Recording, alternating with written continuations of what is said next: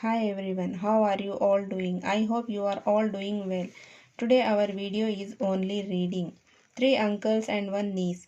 Long time ago there lived three brothers and one sister in a city. Sister is getting married and she has a daughter.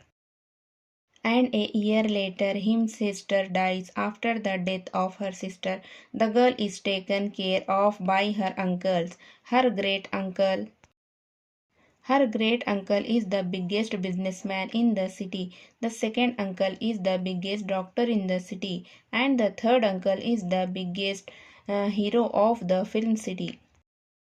They are very rich men of the whole city.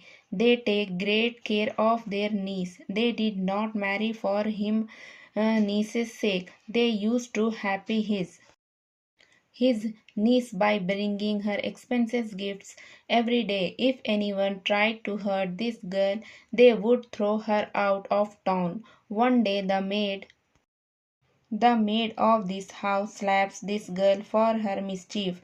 This girl's uncle make it so the maid can't find work or anywhere in the city. This girl is showered with expensive gifts every day. She is pampered and loved very much, and this girl lives like a princess.